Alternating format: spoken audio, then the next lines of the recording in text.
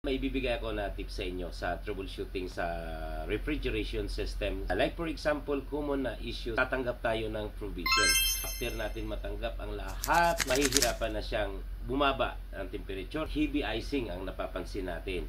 Ano ang pinaka-simple na approach at simple na paliwanag dyan kung bakit nangyayari pa lang maghi-heavy icing? Kung katatandaan, pinapara natin ang system bago tayo magbukas ng mga chambers at ipasok natin ang lahat ng mga natanggap. May pinasok din tayo na amount of moisture. Itatakbo natin ang system habang bumababa ang temperature sa loob ng mga chambers. Aabutin ngayon ang tinatawag natin na dew point temperature, kung saan ihiwalay na ngayon ang tubig sa hangin.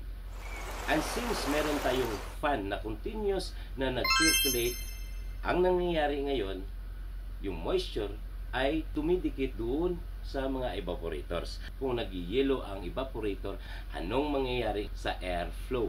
Mababawasan ang airflow na heat load sa system. Airflow na yon, yun yung nagpapa-boil off ng refrigerant before leaving the evaporator. And since nabawasan ngayon ang airflow mo, anong mangyayari sa refrigerant na dumadaan doon sa loob ng evaporator? Hindi na siya ngayon mag-evaporate.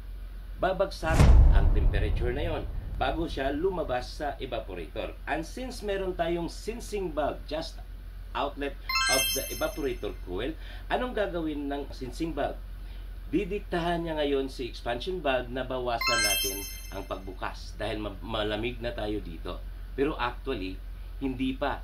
Nakulangan ka lang ng airflow dahil doon sa mga yelo na nag-accumulate sa mga evaporator dahil naman sa moisture dumikit doon sa evaporator coils. Kung hindi mo ma-vaporize bago siya lumabas, temperature tends to drop, and that temperature will be sensed by the sensing valve. Babawasan ang pagbukas ng expansion valve na actually mas marami pang kailangan dapat para i-absorb ang heat doon sa mga compartment na yon.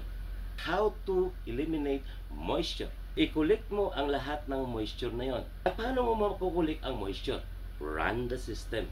As the temperature start to drop, magkukondense at yung tubig na yon ay didikit doon sa evaporator. Pag nagyayelo, defrost. Habaan mo ang pag-defrost. I-start mo ang system pagka alam mo na wala ng any amount of ice doon sa evaporator. Nung pag-defrost mo, tinatapon mo ngayon ang mga tubig na kasama doon sa hangin, which is the moisture. Thank you. Please subscribe, Chief Yoy.